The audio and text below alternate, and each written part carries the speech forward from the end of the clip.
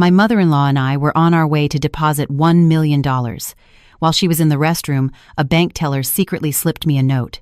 Run. Terrified, I faked a stomach cramp and fled to my parents' house to make a call. When my mother-in-law arrived home later, the scene that awaited her made her face turn pale. That morning, the sky was unusually gloomy. Dark, bruised clouds gathered over the city, promising a downpour. The air was heavy, as if weighing down the feet of pedestrians. My mother-in-law, Carol, had been up since dawn. The sound of her slippers shuffling back and forth, punctuated by the clatter of her tidying up, made it impossible for me to sleep in.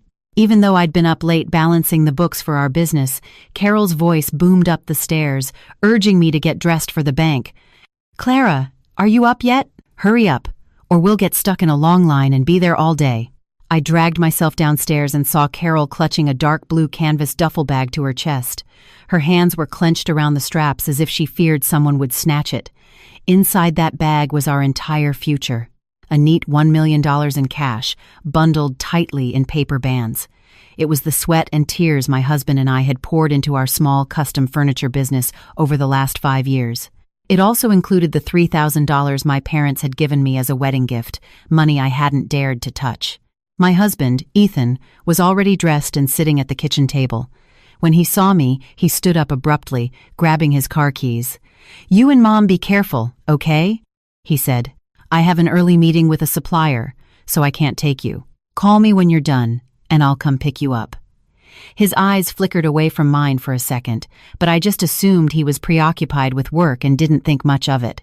During the entire Uber ride to the bank, Carol never loosened her grip on the bag. Every few minutes, she'd pat the outside, feeling the thickness of the cash stacks, her lips moving silently as she calculated interest rates. She turned to me, her voice so sweet it sent a slight shiver down my spine. "Clara, honey, I've been thinking, when we make the deposit, let's put the savings account in my name.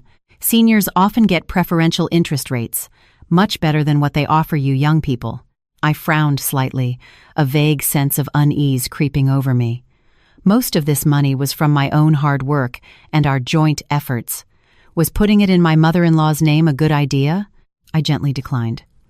"I don't think that's necessary, Mom. It's better if it's in our names for business transactions. If the company needs capital quickly, it's faster to withdraw that way." "I wouldn't want to bother you with all the back and forth." Carol's face instantly darkened. The friendly demeanor vanished, replaced by open resentment. "What? Are you afraid I'm going to steal your money?" she snapped. "I'm holding it for this family. When I'm gone, it all goes to you and Ethan anyway. It's not like I can take it to the grave with me." At Liberty Trust Bank, the cool air conditioning made me shudder. It was quiet for a weekday, with only a few tellers working behind the thick glass partitions. Carol pulled me straight to teller window 3, where a woman in her early 30s with sharp features and her hair in a neat bun was stationed. Carol slammed the duffel bag onto the counter. "I'd like to open a 1-year certificate of deposit with this," she announced, her chin held high. "In my name." I was about to protest, but she had already slapped her driver's license on the counter. She shot me a look that was both a challenge and a command, and I hesitated. The teller, whose name tag read Grace, looked up at Carol. Then her eyes shifted to me, lingering for a moment longer than necessary. There was something in her gaze, part scrutiny, part sympathy. As Grace began feeding the bundles of cash into the counting machine, the whirring sound filled the tense silence. Suddenly, Carol clutched her stomach, her face contorting in pain. "Oh my goodness, my stomach!" she groaned. "That greasy breakfast this morning must be doing a number on me. Clara, you watch the money closely. I have to use the restroom." With that, she scurried toward the restrooms at the end of the hall, leaving me standing awkwardly at the counter, with our entire life savings being counted. I stood there, wringing my hands, unsure how to handle the situation without causing a scene. The moment Carol disappeared from view, the money counter stopped. Grace looked up, her eyes quickly scanning the lobby to ensure no one was watching. Then, with a swift movement, she pulled a small, folded piece of paper from under a stack of documents. She leaned forward, pushing the note through the slot in the glass and into my hand, which was resting on the counter. The action was lightning fast.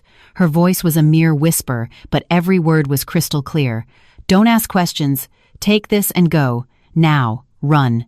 I froze, my heart pounding against my ribs. My hand instinctively closed around the small piece of paper. An icy chill shot up my spine. 2 stark words, scrawled in urgent handwriting, hit me like a physical blow. Run. This account is flagged. Below, it was a phone number. My heart hammered in my chest, threatening to burst. My breath came in ragged gasps. I looked up at Grace, but she had already returned to her professional demeanor, typing on her keyboard as if nothing had happened. Her eyes, however, darted nervously toward the restroom, a silent warning. My intuition screamed that I was caught in some terrible scheme, and if I didn't get out of there immediately, I would lose everything. Just then, I heard the shuffling of Carol's shoes from the hallway. She was on her way back. In that split second, my survival instinct took over. I clutched my own stomach, doubling over and letting out a theatrical cry. Ah! Oh, it hurts! Mom, my stomach hurts so bad! My shout echoed through the bank, causing the security guard and other customers to turn and stare. Carol rushed back, but instead of checking on me, her eyes first darted to the pile of money on the counter before she barked, "What is it now? You were fine a minute ago. Are you faking it to get out of this?" I squeezed out a few pained tears, my face a mask of agony. "No, I'm serious," I gasped. "It feels like I'm being stabbed. It might be my appendix. Mom, I need to go to the hospital, now." I leaned heavily against the counter, forcing my limbs to tremble and sweat to bead on my forehead, though it was a cold sweat of pure terror. Carol looked at me suspiciously, clicking her tongue in annoyance. "What a pain. We're almost done here. Can't you just sit and wait until I sign the papers?" Hearing the word sign, a wave of panic washed over me. If she signed, the money would officially be gone. I pushed myself upright, acting as if the pain was unbearable. I swatted her hand away. "I can't wait. I have to go to the ER right now. You stay here and deal with your money." With that, I grabbed my purse, containing my most important personal documents, and bolted for the door like a startled deer. Carol stood there, stunned for a second, before she came to her senses and ran after me, yelling, "Hey, you get back here. We're not finished. Where are you going?" But I was already hailing a taxi that was pulling up to the curb. I jumped in, slammed the door, and immediately locked it. "The old South Side neighborhood, on Jefferson Avenue. Please, hurry!" I told the driver, my voice still shaking. I didn't dare go to our house, where Ethan was waiting. I didn't dare go to a hospital, fearing Carol would find me and make a scene. The only sanctuary I could think of was my parents' home, the last safe harbor I had. As the taxi pulled away, I saw Carol on the sidewalk, stomping her foot in fury, her face red with rage. Inside the car, I tried to calm myself. My hands, slick with sweat, gripped my phone. Trembling, I dialed the number from the note. After a few agonizingly long rings, someone picked up. A hushed, urgent voice came through the line. "Is this Clara?" "This is Grace. I'm in the supply closet." "Grace, what's going on?" I choked out. "Why did you tell me to run?" Her voice was laced with worry. "Listen carefully. The woman you were with, Carol, she came in yesterday. She set up an automatic ACH transfer. She requested that as soon as the $1 million deposit clears, the entire amount is to be immediately wired to an account under the name Vanessa Dubois. The order is pre-authorized. The second the money hits, it's gone." My ears were ringing. The world spun around me. Vanessa Dubois. The name was unfamiliar, but it carried a chilling finality. It was all a meticulously planned trap by my husband and mother-in-law to steal my money.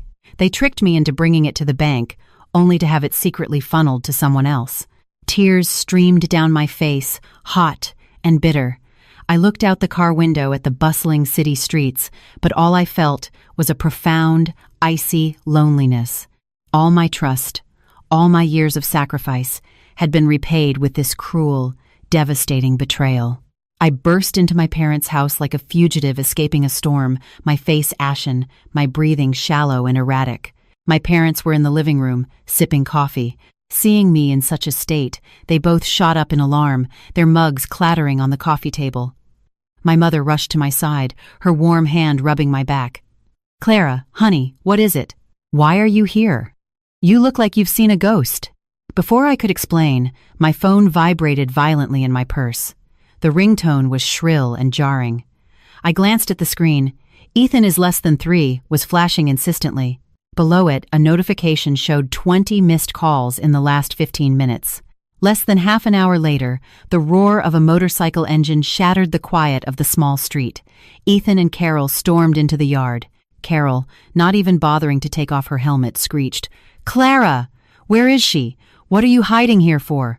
Trying to run off with the money after that pathetic little act at the bank?" My father frowned.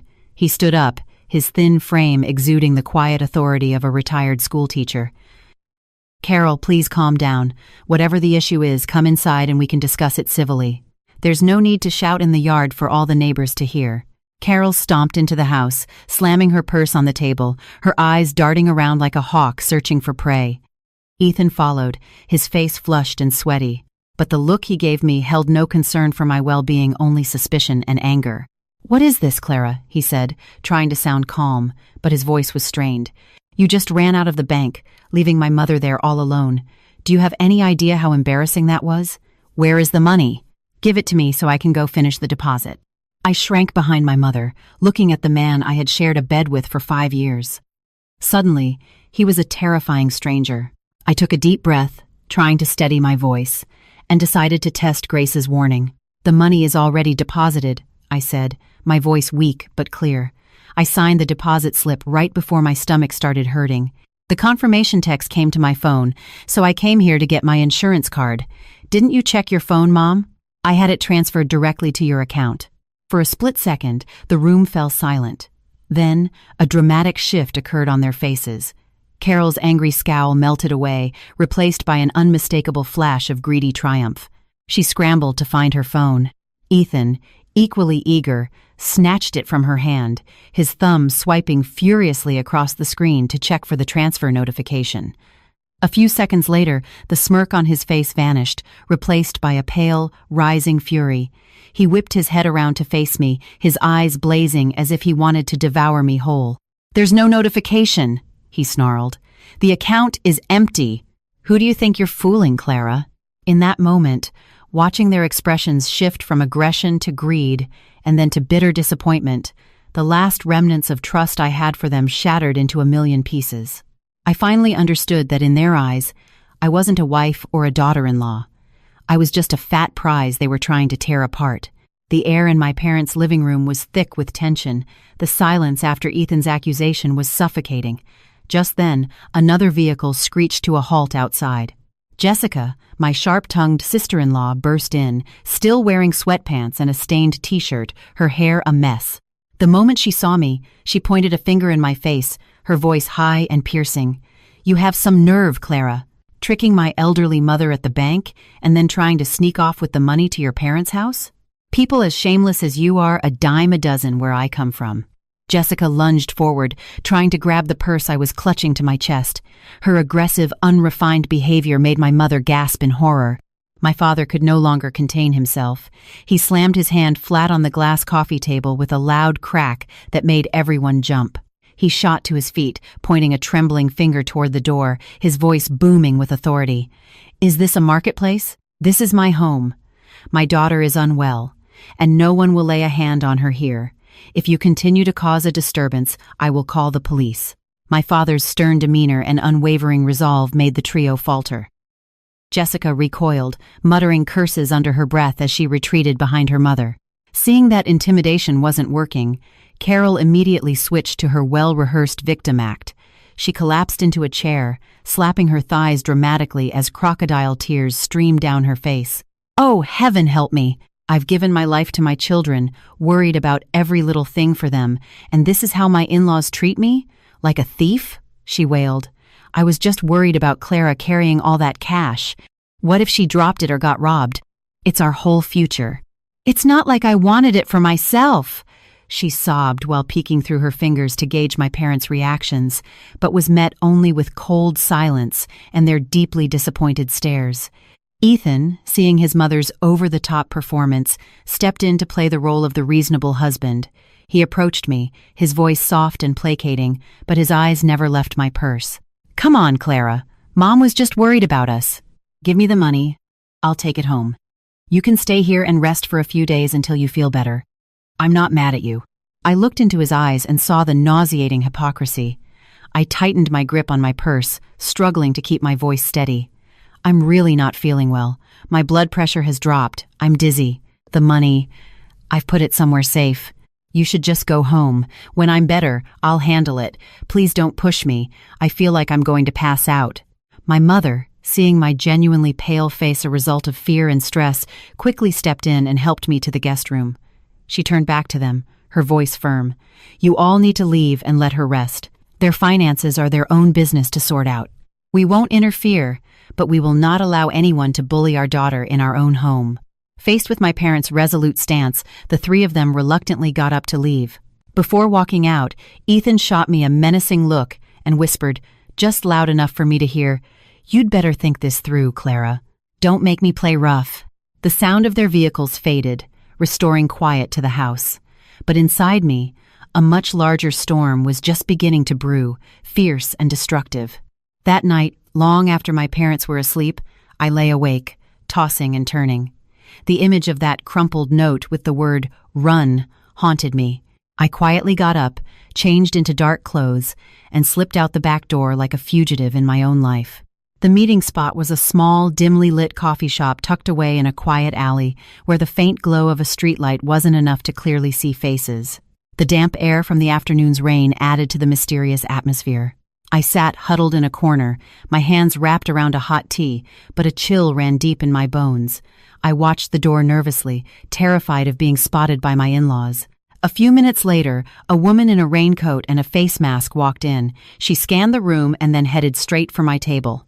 When she pulled down her mask, I recognized her instantly. Grace, the bank teller. And then another memory surfaced. She was my old high school classmate, the girl who sat in front of me in calculus and was always borrowing my eraser. Grace took my hand. Hers was just as cold as mine. "Clara, I'm so glad you called," she said, her voice a mix of urgency and concern. "I've been worried sick all day. Do you have any idea you're living with a pack of wolves?" Grace pulled out her phone and showed me a screenshot from her work computer. Sensitive bank information was redacted, but the core content was clear. It was a pre-authorized withdrawal request. The beneficiary was a name completely foreign to me, Vanessa Dubois. 3 days ago, Grace explained, pointing to the name, Carol came to my window with a young, pregnant woman. They were very familiar with each other. Carol kept rubbing the woman's belly, cooing about her grandson. They set up this transfer, claiming it was to send money to their daughter-in-law for prenatal care. I assumed the pregnant woman was you. It wasn't until this morning, when I saw her with you and witnessed her aggressive behavior, that I got suspicious and checked the file again. The name Vanessa Dubois echoed in my mind like a thunderclap. I had never heard Ethan mention her, but my intuition told me she was the key to this whole nightmare. Grace's voice dropped, filled with sympathy. "I've been in this business a long time, Clara. I know an asset-stripping scheme when I see one. Their plan was flawless.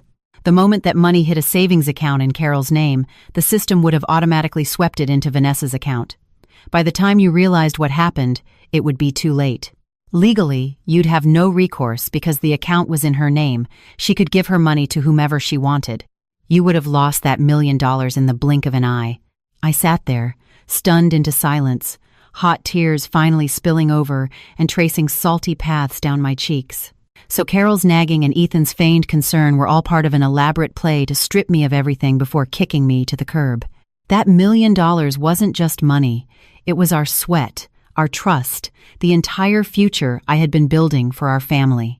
Grace squeezed my hand gently. "Clara, you need to stay calm. I overheard them talking. I think this Vanessa woman is the head accountant at your husband's company. You should check your other assets, like your house. I'm afraid this savings account isn't the only thing they're after." Grace's warning was like a bucket of ice water to the face, shocking me out of my grief. Her words echoed in my ears all the way home. Check your other assets. The next morning, as the sun began to rise, I called my cousin, Mark, a paralegal at a large real estate law firm downtown. He sounded groggy, but when he heard the seriousness in my voice, he promised to look into our property records immediately. The minutes ticked by like hours as I waited. I sat curled up in my old bedroom, staring at my phone, praying my suspicions were wrong, praying Ethan had some shred of decency left. But my hopes were shattered when the phone finally rang. Mark's voice was heavy with bad news. "Clara, I checked the county records. It's not good. The condo you and Ethan own and that 10-acre lot you bought upstate last year, they were both transferred into your mother-in-law's name, Carol Miller, 3 months ago." The phone slipped from my hand onto the bed. My limbs felt like lead. My head spun. Transferred? How could they be transferred without my signature? They were marital assets.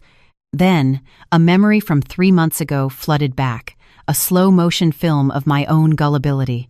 Ethan had come home with a thick stack of documents, a wide grin on his face. "Honey," he'd said, his voice dripping with sweetness, "the company needs to increase its line of credit to import a huge shipment of lumber. The bank just needs us to finalize some paperwork and get the properties reappraised. Can you sign here for me? I need to get these filed before they close." At the time, trusting him completely and seeing how stressed he was, I had signed my name on every line he'd marked with a pencil without reading a single page. I let out a bitter laugh, tears of self-loathing streaming down my face. I was laughing at my own pathetic naivety. Buried in that mountain of paperwork had been a quitclaim deed. I had voluntarily signed away my rights to our shared property, allowing Ethan to transfer everything to his mother. They had been planning this for a long time, fattening me up like a pig for slaughter. I had been masterfully deceived by the man I loved most, stripped of my home and land without ever knowing it. I looked around the room I grew up in, thankful I at least had this place to come back to, but the pain of betrayal, of having my life's work stolen, was a physical ache in my chest. I remembered Carol's triumphant look yesterday, the way she caressed the duffel bag. Of course, she already held all the cards. She knew the only thing I had left was that $1 million in cash, and she was determined to swallow that too. I wiped my tears, my gaze hardening. I couldn't just sit here and cry. I had lost my home, my land, but I would not lose my last shred of dignity. This war was just beginning. After a sleepless night, I decided I couldn't hide at my parents' house forever. That would be admitting defeat and handing them my assets on a silver platter.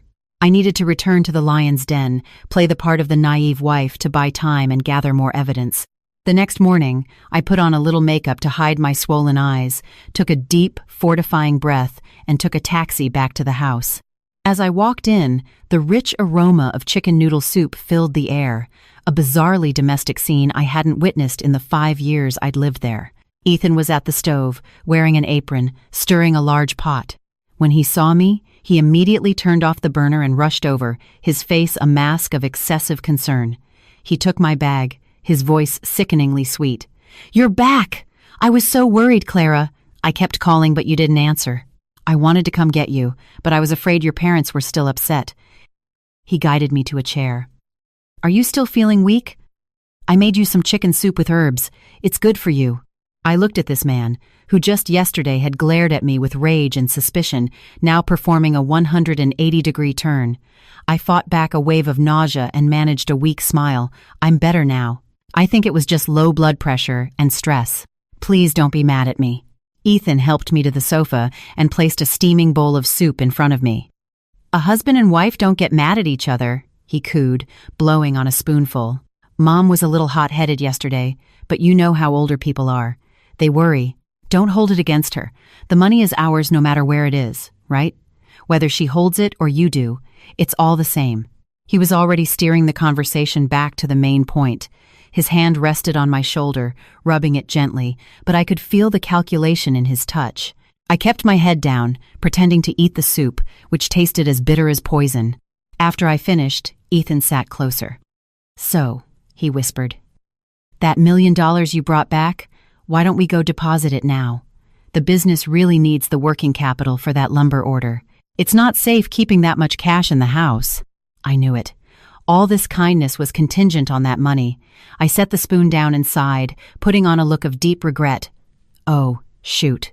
I completely forgot to tell you. Yesterday, on my way to my parents', I was so scared, carrying that much cash, that I stopped at an ATM near their place and deposited it all into my personal account." Ethan's face fell, but he quickly forced a smile.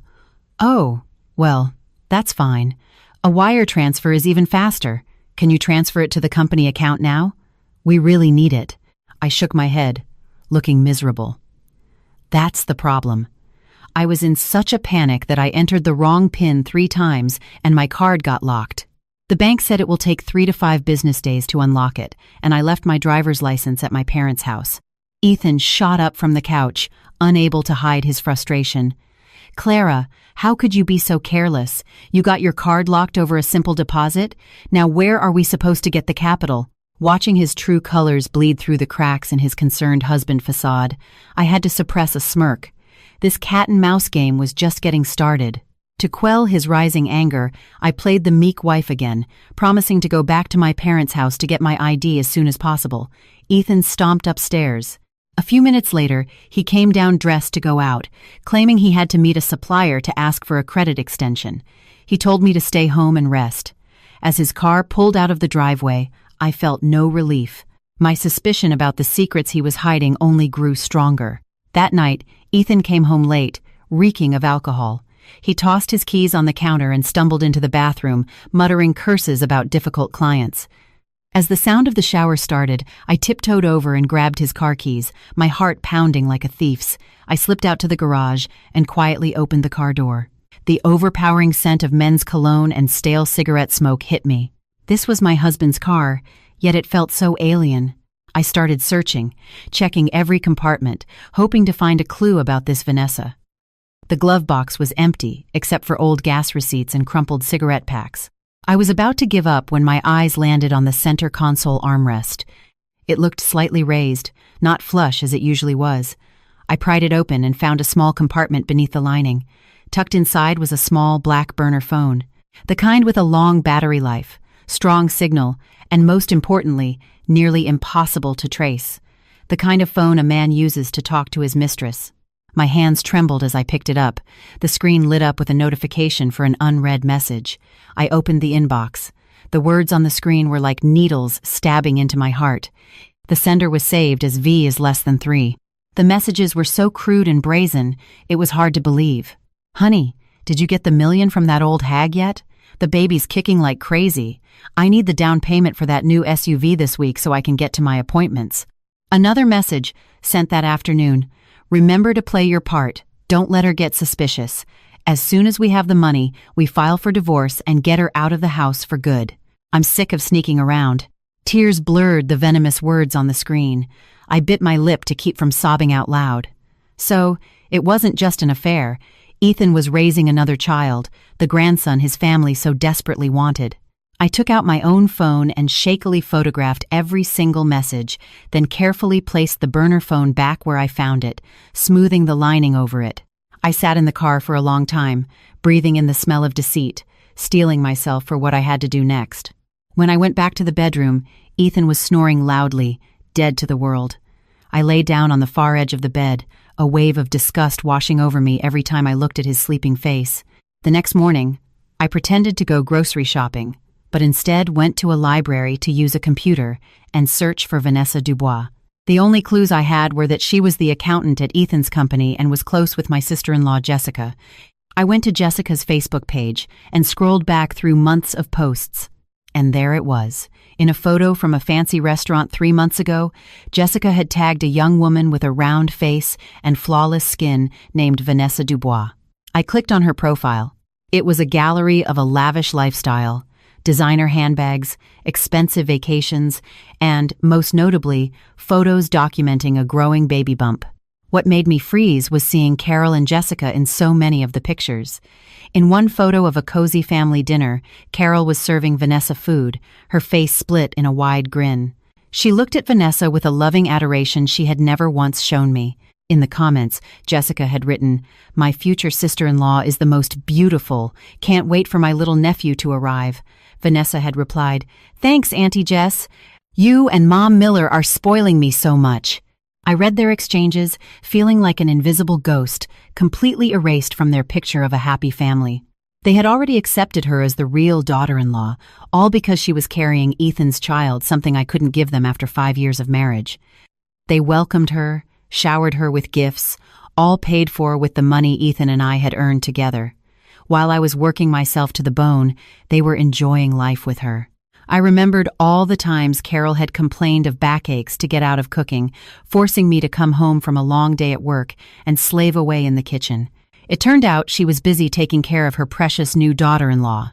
I bitterly realized that to them, I was nothing more than a cash machine, a tool to be used and discarded. Carol's cruelty wasn't just about money, it was about how she stomped on my dignity, conspiring with her son's mistress to ruin me, all for the sake of a grandson. I closed the laptop, my heart cold as ash. All my hopes for family and affection were dead. Knowing who my enemies were and the depths of their depravity, I understood that only irrefutable proof would allow me to turn the tables. I went online and ordered a tiny, professional-grade listening device with a long battery life and Wi-Fi connectivity. It arrived that afternoon. When the house was empty, I tested it and looked for the perfect hiding spot. The living room was where Carol and Jessica spent hours gossiping. I chose a spot under the coffee table, hidden from view, and secured it with double-sided tape. That afternoon, I said I was meeting an old friend, but instead went to a quiet cafe down the street, put in my earbuds, and activated the listening app on my phone. My heart pounded in anticipation. Around 4 p.m., I heard the front door open, followed by the cheerful chatter of Carol and Jessica. They sounded happy, like they'd been shopping. Carol plopped down on the sofa with a sigh. God, my feet are killing me. But it was worth it to get all those cute things for the baby, wasn't it? Jessica giggled. Mom, you're spoiling Vanessa rotten. By the way, Clara still hasn't coughed up the money. She keeps making excuses. You don't think she suspects something, do you? Carol's voice, sharp and dripping with contempt, crackled through my earbuds. Suspect what? That girl is an idiot. I know her type. She worships the ground Ethan walks on. A few sweet words from him and she'll do anything. She's just being stingy, trying to hold on to it for a bit. She paused. You tell Ethan to keep up the pressure. As soon as we get that million, I'll pick a fight with her, accuse her of being disrespectful, and throw her out. Then Ethan files for divorce, and it's a clean break. The assets are all in my name. She can sue all she wants. She'll leave with nothing. Serves her right for being barren. Jessica chimed in gleefully. That's right, Mom. Get rid of her. I can't stand the sight of her gloomy face. Once Vanessa moves in, this house will finally feel alive. And with a grandson on the way, our family will be truly blessed. Every word was a knife twisting in my heart. I clenched my fists so tightly my nails dug into my palms. But the pain kept me focused. I was done being a victim. My patients had only given them more opportunities to hurt me. I swore to myself they would pay for every single cruel word they said today. In the days that followed, our home transformed into a stage where everyone played their despicable roles. I buried my pain and wore my usual mask of a submissive wife, waiting for the right moment. And then, the final actress in this tragic comedy made her entrance. One Saturday morning, the doorbell rang. Ethan rushed to open it with uncharacteristic enthusiasm. A young, heavily made-up woman walked in, dressed in a stylish maternity dress that couldn't hide her prominent baby bump.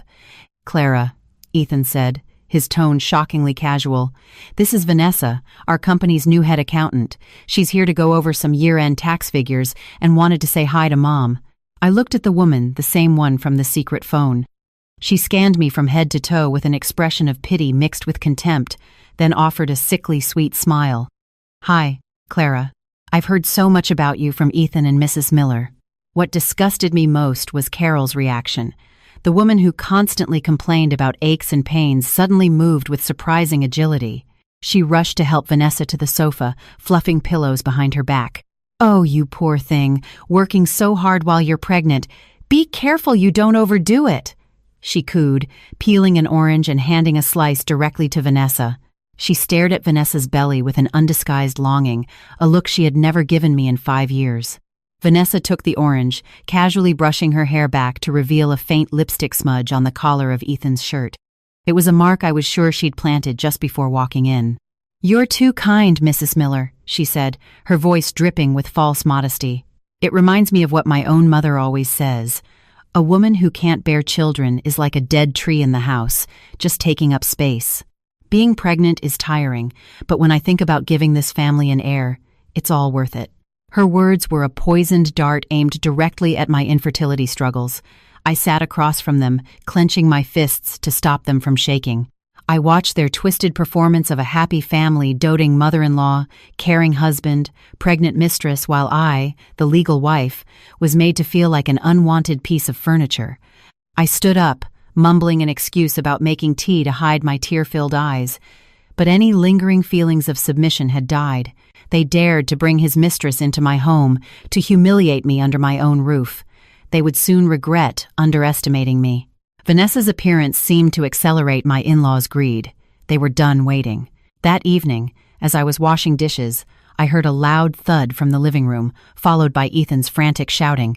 I ran out to find Carol sprawled on the floor, clutching her chest, gasping for air, her face a mask of agony. Ethan was beside her, rubbing her chest. "Clara, what are you standing there for? Mom's having a heart attack. Get the smelling salts." I ran to get them, but my mind was racing. Carol had mild high blood pressure, but never a heart condition this severe, and she had been perfectly healthy just that morning while fawning over Vanessa. Ethan helped her up, his voice thick with manufactured panic. "Mom, hang in there. You must have gotten sick worrying about the money. Clara, we have to get her to the hospital for heart surgery immediately. The doctor said it could cost up to $1 million. Carol moaned, her eyes cracking open to glare at me. "I'm dying. My chest is going to explode. Where will we get the money? Just let me die and be done with it." It was a blatant, pathetic attempt to pressure me into giving them the money to save her life. The old me would have panicked and handed it all over, but the new me saw right through them. Calmly, I took out my phone. Instead of opening my banking app, I dialed 911. Ethan saw what I was doing and panicked. "Who are you calling? Just give me the money so I can get a taxi to a private hospital. By the time an ambulance gets here, she'll be dead." I looked him straight in the eye, my voice cold. "She's in critical condition. A taxi would be too dangerous. An ambulance has paramedics and equipment. They can treat her on the spot. Her life is what's most important. We'll worry about the money later." 15 minutes later, the wail of a siren filled the street. 2 paramedics rushed in with a stretcher. They immediately took Carol's blood pressure and listened to her heart and lungs. Carol, trapped in her own lie, continued to moan, but the sweat on her brow was from fear, not pain. The young paramedic removed his stethoscope, a puzzled look on his face. "This is strange," he said, looking at the readings. "Her blood pressure is slightly elevated, likely from stress, but her heart rhythm and breathing are perfectly normal. There are no signs of a heart attack or acute cardiac failure. It seems to be a mild case of vertigo. She just needs to lie down and rest. No hospital visit is necessary." The paramedic's diagnosis was a slap in the face to Ethan and Carol. Ethan stood there, dumbfounded, his face turning beet red with humiliation. Carol immediately stopped moaning. She sat up, coughing awkwardly to cover her embarrassment. "Oh, is that so? I really thought I was a goner. I must have worried myself sick." I looked at them and allowed myself a small, internal smirk. Their clumsy performance had ended in a humiliating failure. After the fake heart attack fiasco, the atmosphere in the house became incredibly tense. Knowing they couldn't trick me with health scares, they resorted to psychological warfare, cold shoulders and suffocating silence. I knew I was running out of time. I needed to keep them placated for a few more days while my father's lawyer finalized the lawsuit and filed for an asset freeze. I decided to dangle a piece of bait. I knew they couldn't resist a piece of poison-laced candy. That evening, I knocked on Carol's door. She was counting her jewelry and quickly hid it when I entered, her face sour. I approached her, bowing my head in feigned remorse. "Mom, I've been thinking. The doctor said your high blood pressure is from stress, and I feel terrible. Money isn't everything. Family is what's important." I pulled a blue savings passbook from my pocket and placed it on the table in front of her. It was in my name, with a balance of exactly $1 million. Carol's eyes lit up like high beams. She snatched the passbook, flipping through the pages, her trembling fingers stroking the numbers as if they were sacred relics. Her attitude shifted instantly. She grinned from ear to ear. "There now. I knew my daughter-in-law was a good, sensible girl. This is the right decision, Clara. I'm just holding this for you and Ethan's future. What would an old woman like me do with $1 million?" She clutched the book to her chest like a precious treasure. Ethan, who had been watching from the doorway, let out a sigh of relief. He walked in and patted my shoulder. "You're the best, honey. You did the right thing." I nodded meekly and left the room, a cold smile playing on my lips. What they didn't know was that the passbook was worthless. That morning, I had gone to the bank, reported the original lost, and had a new one issued with a new account number. As per bank policy, the moment the old passbook was reported lost, it was rendered invalid for any transactions. The money was safe. They were celebrating over a dud. Their greed had blinded them to the possibility that their docile daughter-in-law had finally learned to fight back. With the useless passbook in hand, my in-laws let their guards down completely, revealing their true natures faster than I could have imagined. Vanessa started coming over more frequently, no longer a guest, but strutting around as if she owned the place. One afternoon, Carol was out, and Ethan was at work, leaving just Vanessa and me at home. I was in the kitchen preparing dinner when she strolled in, sipping a glass of orange juice. She leaned against the refrigerator, eyeing me with open provocation. "You're a pretty good cook, Clara," she purred. "I can see why Ethan said it might be worth keeping you around as a maid. Saves money on hiring help." I stopped chopping vegetables and looked at her, my face a blank mask. "What did you say?" She let out a derisive laugh. "Oh, don't play dumb. Did you really think handing over that passbook would save you? Do you know how many times Ethan and I have been in that bed you sleep in? You should do yourself a favor and get out now, before you're thrown out like trash." Her audacity was breathtaking. She had stolen my husband and my money, and now she wanted to trample on my dignity. But instead of slapping her as my instincts screamed, I remembered my lawyer's advice. I surreptitiously reached into my apron pocket and pressed the record button on the small device I now carried everywhere. I took a deep breath, feigning fear. How can you admit that? Aren't you afraid of karma? You and my husband are having an affair and trying to steal my assets, aren't you? Seeing me tremble, she grew bolder, thinking I was completely broken. She leaned in close, her voice a venomous whisper. "That's right, you fool. Karma? In this world, money is power. The house, the land, it's all in his mother's name now. That million is in her hands, too. You have nothing. You were just the golden goose. We have the eggs. Now it's time to cook the goose. After I give birth to this family's heir, you'll see what hell really looks like." Every self-incriminating word was captured perfectly by the device in my pocket. I lowered my head to hide the fire in my eyes, but a sense of victory surged through me. Her arrogance would be her downfall. I said nothing more, just turned back to my chopping board, the knife coming down with a new, resolute force. With the recording in my possession, I knew I couldn't fight this battle alone. The next morning, I used the excuse of needing my ID to unlock my bank card and went to my parents' house. The moment I saw them watering plants in the front yard, the dam of pent-up grief broke. I ran into my mother's arms and sobbed like a child. After I calmed down, I placed the recorder on the table and pressed play. In the quiet of their modest home, Vanessa's cruel taunts and Carol's wicked scheming filled the air. My father, a man who had been a teacher his entire life, listened, his face turning a deep shade of red. His hands clenched into fists, veins popping on his temples. When the recording ended, he slammed his hand on the table. "Those animals," he roared, his voice shaking with fury. "What do they think my daughter is? Something to be used up and thrown away?" My mother wept, her heart breaking for the daughter she had raised so carefully. "Clara, come home," she pleaded. "Leave that house. We may not be rich, but we won't let you starve. Those people will destroy you." I looked at my parents, my heart aching, but my resolve was firm. If I left now, I'd lose everything. "Don't worry," I said, my voice steady. "I'm not going to let them win. I've lost my home, my land, and my youth to that family. I'm going to get it all back. Dad, I need your help." My father's anger transformed into determination. "Anything, Clara. I'll sell this house if I have to hire the best lawyer for you. We will fight them." I leaned in and whispered my plan for Carol's upcoming 70th birthday party, the trap I would set to expose them in front of everyone. Returning to the house, armed with photocopies of my ID to keep up the charade, I was met with renewed warmth.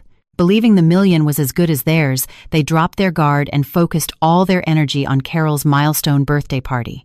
Invitations were printed on gaudy, gold-embossed cardstock and sent to everyone they knew, relatives, neighbors, Ethan's business partners. Carol wanted to show off her son's success, and more importantly, to officially introduce Vanessa to society. At dinner one night, Carol announced, "Clara, for my party, I'm planning a huge celebration. I want to invite Vanessa too. After all, she's been such a help to Ethan's business, and she's pregnant. We need to show our gratitude. I kept my eyes on my plate. Whatever you think is best, Mom. Ethan saw my compliance and shot his mother a triumphant look. A few days before the party, Ethan tossed a bundle of fabric at me. It was an old, frumpy, purple polyester dress that Carol hadn't worn in a decade. "Wear this," he ordered. "We'll have important guests. I don't want you showing off in some flashy dress. And on the day of the party, you stay in the kitchen and supervise the caterers. Don't come out and mingle. You're so clumsy, you'd probably drop something and embarrass me." I held the dress, the smell of mothballs stinging my nose. He wanted to hide me away like a dirty secret to make room for his glamorous mistress. He wanted to turn me into a servant in my own home. He had no idea how ludicrous he sounded. "Of course, Ethan," I said, nodding obediently. "I'll make sure to fulfill my duties." My duty, I thought, to bring the curtain down on their entire charade. In the days leading up to the party, the house was a whirlwind of activity. While they were busy with decorations and fittings, I was quietly preparing for my own main event. I met with my father's lawyer friend, Leo, and finalized the lawsuit. "Clara," he said, looking over the evidence, "this is more than enough to put them away, or at least bankrupt them. I've already filed for an emergency asset freeze. The court will serve the papers the Monday after the party. They won't be able to move a dime." I also secretly hired a professional AV team, telling Ethan I wanted a large LED screen to play a slideshow of family photos as a surprise for his mother. He was thrilled, praising my thoughtfulness. He didn't know the screen wasn't for family photos, but for the premiere of a blockbuster film about his family's true face. I edited the recordings and messages into a single, damning video, ready to be played. The night before the party, I lay in bed next to Ethan's snoring form, feeling preternaturally calm. The tears were gone, replaced by the cold patience of a hunter waiting for the trap to spring. "Enjoy your last peaceful sleep," I thought, "because tomorrow you will wake up in a nightmare of your own making." Sunday morning, the neighborhood was blasted with loud music from our house. A grand arch of flowers stood at the entrance, and a large marquee tent covered the entire backyard. Carol, dressed in a gaudy red velvet gown and dripping in gold jewelry, my wedding jewelry, which she had borrowed and never returned, greeted guests with a beaming smile. Vanessa arrived around noon, stepping out of a luxury car in a pristine white maternity dress. Carol rushed to greet her like royalty. Ethan stood beside her, looking at her with undisguised adoration, the two of them whispering and laughing, completely ignoring my existence. And me? Just as planned, I was in the kitchen, wearing the old purple dress, sweat plastering my hair to my forehead as I directed the catering staff. Ethan would occasionally storm in, not to see if I was okay, but to yell, "Why is the food so slow? Get it out there. Don't you dare embarrass me in front of my guests." I bit my tongue and nodded, my hands clenching so hard I nearly crushed the vegetables I was washing. "Yell all you want," I thought. "This is the last time you will ever speak to me like that." The MC's voice boomed from the backyard. "Ladies and gentlemen, it's time for the main event. Please welcome the Miller family to the stage." Ethan adjusted his tie. "You stay down here," he hissed at me. "Don't you dare show your face." He turned and walked away, leaving me among the dirty dishes. But he was wrong. I ripped off my apron, threw it in a corner, and pulled out the small remote for the LED screen. The music swelled as I slipped out a side door and stood in the shadows, watching the brightly lit stage where the people who had ruined my life were soaking in the applause. Ethan took the microphone, his face flushed with wine and excitement. Carol sat on a velvet throne-like chair, fanning herself, beaming as people praised her wonderful son. "Thank you all for coming to celebrate my mother's 70th birthday," Ethan began. "I wouldn't be where I am today without her, but I also have to thank a very special person, a true savior." He gestured toward Vanessa. "This is Vanessa, our head accountant and my guardian angel. When our business was struggling, she stood by my side. My mother loves her like a daughter. And soon, our family will be receiving a priceless gift from her, the next generation to carry the Miller family name." A murmur went through the crowd as all eyes turned to Vanessa and her swollen belly. She blushed demurely, but a triumphant smirk played on her lips. Carol took the microphone next. "It's true," she said, her voice thick with emotion. "I have been blessed. This family has struggled with certain issues, for years. My daughter-in-law. Well, let's not dwell on sad things. I thought I would go to my grave without ever holding a grandchild, but heaven has smiled upon me. Their words cut through me.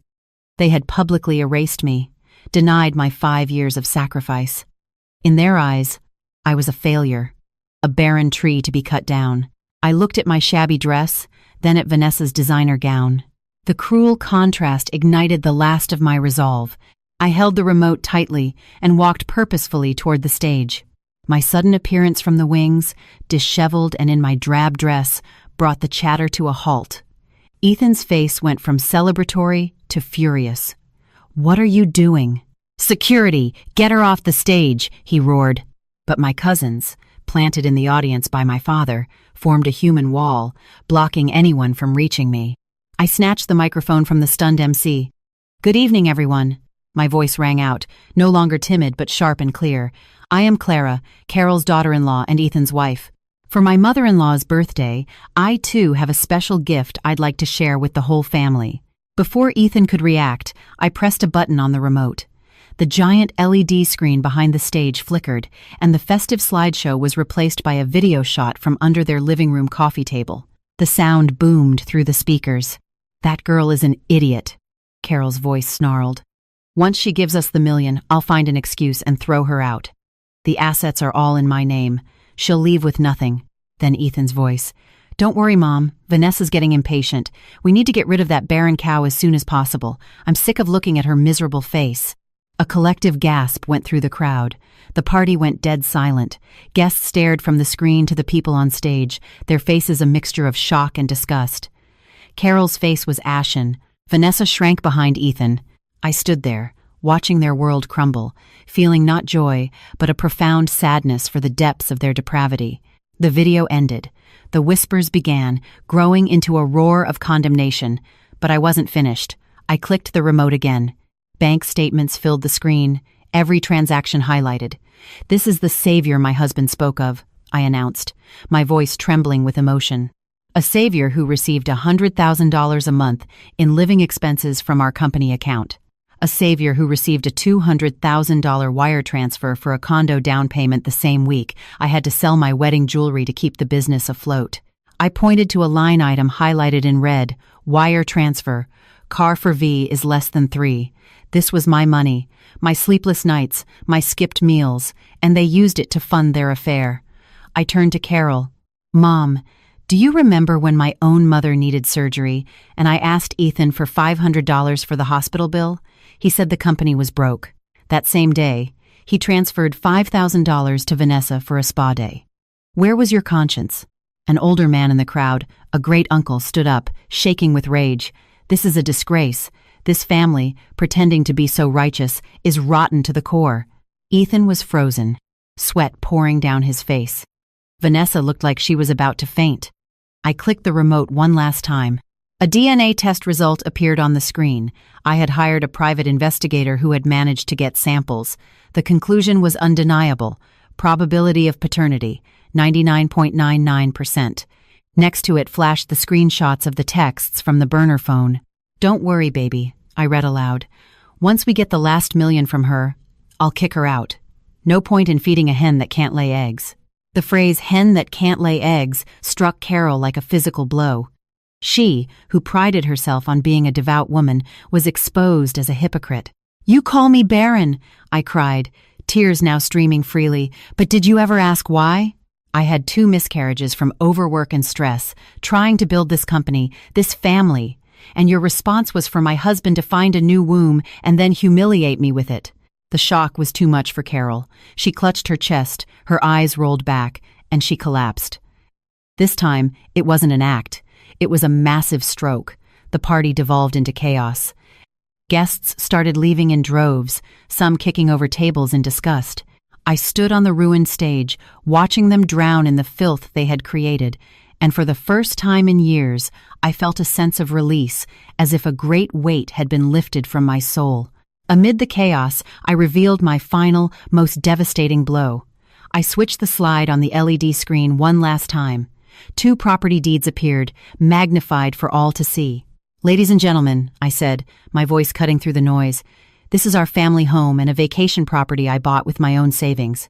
3 months ago, Ethan tricked me into signing what I thought were business loan documents. In reality, it was a quitclaim deed, transferring ownership of everything to his mother." I pointed to the name on the screen. Owner: Carol Miller. Their plan was to leave me homeless and penniless, but they forgot one thing. I played the final audio clip, Vanessa's smug voice echoing through the tent. "The assets are all in his mother's name now. That million is in her hands, too. You have nothing. You were just the golden goose. We have the eggs. Now it's time to cook the goose." The sheer audacity of it sent the remaining crowd into a fury. A plate flew from the audience and shattered at Ethan's feet. Beer cans and food followed. "Thieves! Scum!" people shouted. Vanessa screamed in terror. Ethan tried to shield her. Carol lay on the floor, babbling incoherently. Just then, the wail of police sirens grew louder. The tent flaps parted, and my lawyer, Leo, walked in, flanked by 2 uniformed police officers. He strode to the stage, holding a thick file. "I am Leo Martinez, legal counsel for Miss Clara Evans," he announced, his voice commanding silence. "I am here with officers of the law to serve a court order." He held up a document with an official seal. "This is an emergency injunction, freezing all assets, bank accounts, and real estate registered to Carol Miller and Ethan Miller, pending an investigation into fraudulent conveyance and conspiracy to commit fraud." Ethan's legs gave out. "Freeze? You can't do that," he stammered. "The law can," Leo replied sternly. "We have irrefutable evidence that you and your mother conspired to illegally transfer marital assets." The police officers stepped forward to take Ethan and Carol's statements. The sight of the uniforms was the final straw for Carol. Her eyes went wide. A gurgling sound escaped her lips, and she began to convulse. This time, it was real. The paramedics who had been called for the commotion now had a genuine patient. As Carol was wheeled out on a stretcher, her gaudy red dress stained and torn, Ethan was escorted away by the police for questioning. His hands were cuffed behind his back, a final, humiliating end to his reign of deceit. Vanessa, seeing her meal ticket gone, tried to sneak out the back, but she was cornered by my aunts. "Where do you think you're going?" one of them snapped, grabbing her by the arm. "You destroy a family and think you can just walk away?" Vanessa burst into tears, her arrogance gone. "Please, let me go," she begged, falling to her knees. "It was Ethan. He seduced me. I'm pregnant. Have mercy." I walked over and looked down at her.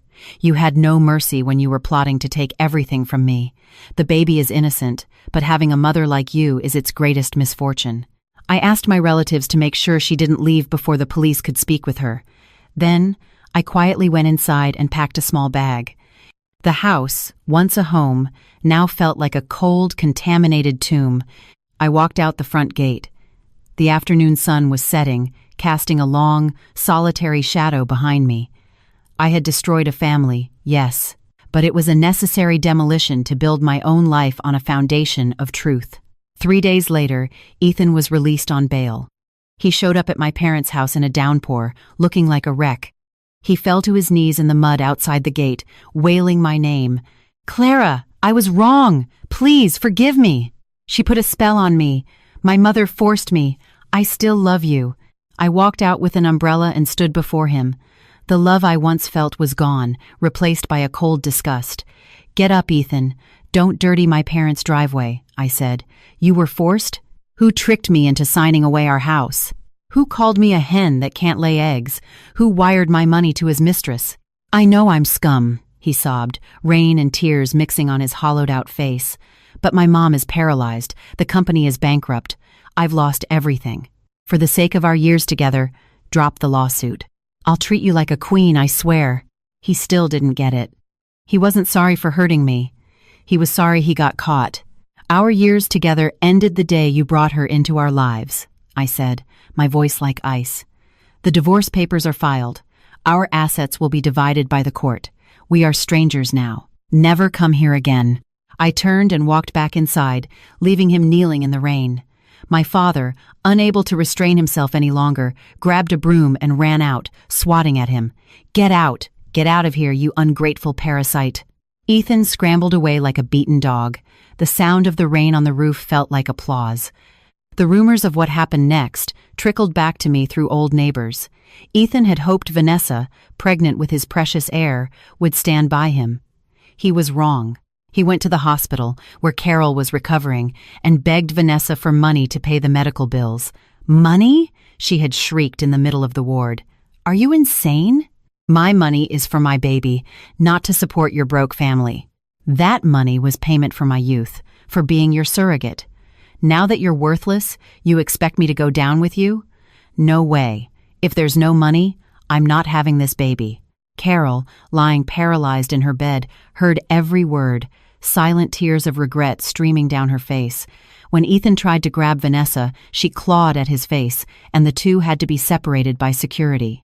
Their great love affair, stripped of its financial foundation, was nothing but ugly, transactional greed. The day we went to court, it was a gray, miserable day. I walked in, confident and composed, with Leo by my side. Ethan sat hunched and defeated. The judge was swift. The fraudulent property transfer was nullified. Due to Ethan's egregious marital fault, I was awarded 70% of our total assets. Ethan was left with the worthless, debt-saddled lot upstate and a mountain of legal fees. Holding the divorce decree, I stepped out of the courthouse into the fresh, rain-washed air of freedom. The sun was breaking through the clouds. My past was over. A year has passed. My life has found a quiet rhythm. The news about my old family is a tragic epilogue. Ethan's company went bankrupt. He now drives for Uber to make ends meet. After giving birth to a son, Vanessa, seeing no future with a broke loser, abandoned the baby with the Millers and ran off with a new, wealthy man. The precious grandson Carol had sacrificed everything for became the final, ironic burden. Paralyzed and incontinent, she now lives with Ethan in a cramped, squalid apartment, forced to listen to the cries of a baby she can't care for and the drunken curses of the son she ruined. It is a hell of their own making. With the money I rightfully reclaimed, I opened a small flower shop I named Serenity Blooms. Life is simple now, filled with the scent of roses and the quiet joy of creating beauty. My days are peaceful. Today, the sun is bright. As I arranged a bucket of daisies outside my shop, I saw him across the street, Ethan. Dressed in a faded rideshare t-shirt, he looked haggard and broken. He stood behind a tree, just watching me. He took a half step forward, then stopped, a wall of shame holding him back. I met his gaze, feeling not hatred or triumph, but a strange, calm detachment. He was a stranger from a past life. I had forgiven them, not because they deserved it, but because I deserved peace. Ethan turned and shuffled away, disappearing into the lunchtime crowd. I turned back to my flowers, took a deep breath of the fragrant air, and smiled as the bell on my shop door chimed, announcing a new customer, a new day, a new life, planted and nurtured by my own two hands.